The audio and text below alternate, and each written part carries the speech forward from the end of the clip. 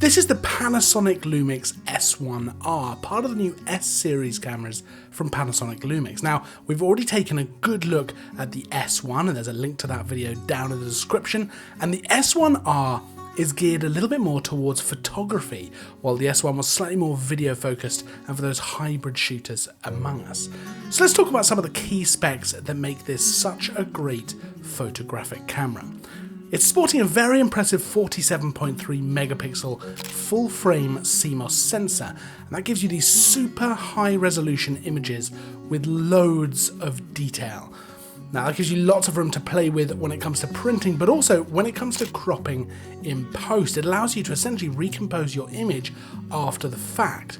And something that I noticed on the S1 as well as here is that the dynamic range is incredible. Now straight out of camera, it's able to capture great detail in the highlights and the shadows, but once you start editing in post, you can really get some incredible levels of detail back, both in the highlights and the shadows. And I also particularly like the skin tones from this camera. I think they look great.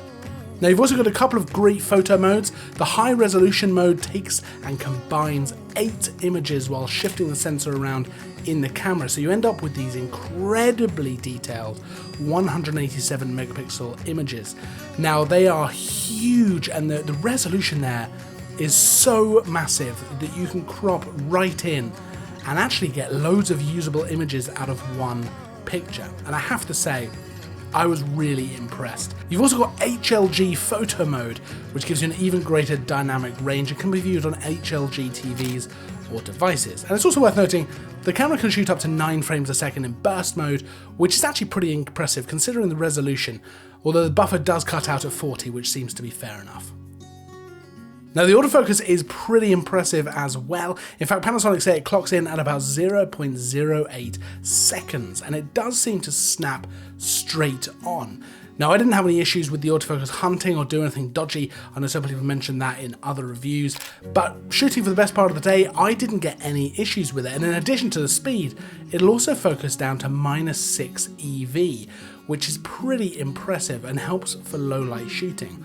Something else that helps with low light is the incredible 5-axis dual IS, which gives you up to 6 stops of stabilization. That means you can shoot at much slower shutter speeds than you otherwise might have been able to, and it certainly makes shooting handheld with longer lenses much easier as well. And it also makes shooting handheld video much easier as well. And while the S1 is more video focused as a camera, the S1R still has some pretty impressive video specs, definitely not to be passed up. So you've still got 8-bit internal 4K at up to 60 frames a second, allowing for 2 times slow motion. And you can shoot full HD at up to 180 frames a second, allowing for super smooth 6 times slow motion. It's still got a microphone and headphone port, so you've still got loads of options for some pretty serious video capabilities. Now in terms of the camera itself, much like the S1, it is a bit bigger than a lot of mirrorless cameras, and it's a little heavier as well. Now personally, I quite like the chunky feeling of this camera. It feels nice to hold. The deep grip makes it super comfy to shoot with. You've also got a really nice electronic viewfinder with a 5760K dot resolution displayed at 120 frames a second, so it's super smooth and I think it looks great. The LCD touchscreen on the back is also decent. It's a triaxial tilt screen, so you can maneuver it for a few different positions. But the main thing about the body of the S1R is it's a rugged design. It feels like it's tough enough to take heavy use out and about. Now it's a magnesium alloy frame and it's sealed, making it dust and splash resistant as well as great in the cold, and it feels that way. The weight and the size of it means it feels like a pro camera.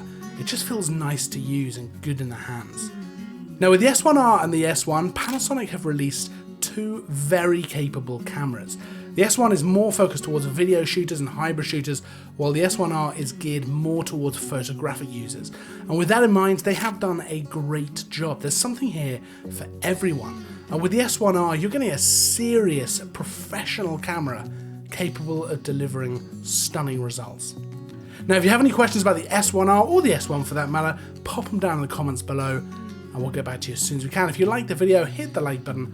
Make sure to subscribe for more content. I'll see you in the next video, and as always, thanks for watching.